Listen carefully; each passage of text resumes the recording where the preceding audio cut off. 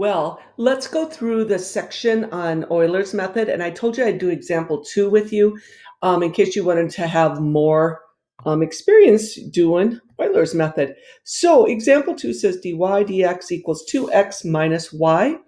And if y equals 3, when x equals 2, use Euler's method with 5 equal steps to approximate what y will be when x gets to 1.5.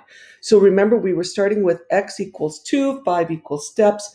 So what I need to do is calculate what that delta x change should be. And you probably know, but I want to get to 1.5 when I started with 2, and I want to do it in 5 steps. This is still kind of a b minus a over n type of idea. My ending position, my beginning position over the number of steps I'm taking. So 0.05 looks like it'll be negative divided by 5 is a negative 0.1. Cool. We've established the negative 0.1. So delta x equals negative 0.1. And, I kind of tend to set up a little table like this will be my xy value.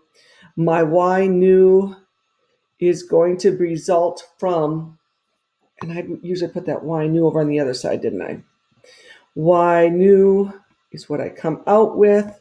So the calculation is going to be y old plus the change of x times the dy dx, evaluated at the point. So our initial spot starts at 2, 3. So put in 2, 3. That means we're starting with a y value of 3. We're adding to it negative 0.1. And now I've got to go calculate my dy dx. And dy dx is 2x minus y. So I'm going to plug in 2 times 2 minus 3. That's a 4. 4 minus 3 is 1. So I'm going to have 3 minus 0.1. That's going to give me a y new of 2.9. I'll just keep track of my sheet too, make sure I don't make any mistakes on you. All right, so then that number transfers over to my next line. Let's use a different color. And our new x value, well, my delta x is changing by negative 0.1. So my next spot is going to be at 1.9. And you know what, let's just kind of work through these. That's going to be a 1.8. And then I'm going to be at a 1.7, hopefully. And then I'm going to be at a 1.6. And finally, I get down to my 1.5. Yeah, this one is a bit much, isn't it? Okay, so back up here. We will be starting with 2.9 as our starting y value to calculate out where we're going to go from there. So 2.9 plus negative 0.1 times 2 times 1.9. This is where the calculator is going to be helpful, isn't it? Minus a 2.9 will equal, I'm getting a 2.81 out of that calculation.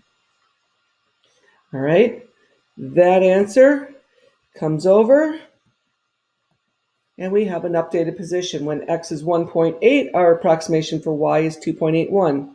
2.81 starts us out plus negative 0.1 times 2 times x value of 1.8 minus 2.81.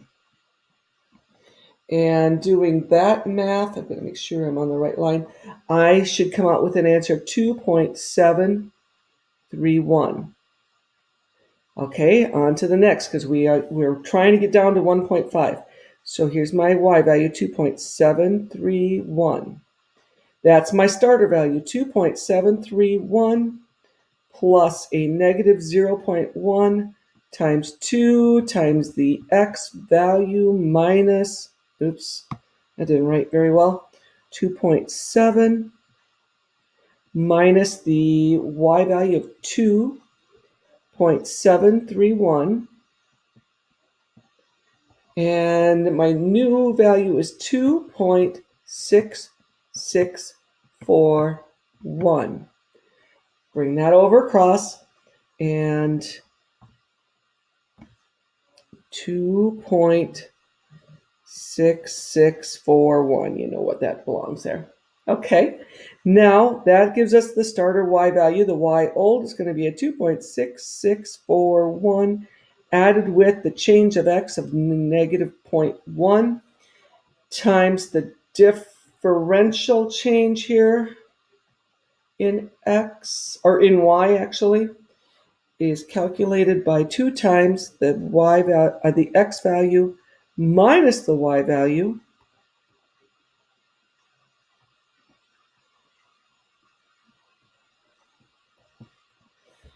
And that gets me to a 2.61051. And that's where I can stop. This is a 0 here. I just need it accurate to 3 decimal places for the AP. So my y approximation at 1.5 is about 2.611 units. So there's example number 2. If you wanted an extra one, you got one. All right. See you later. And I pressed the wrong button.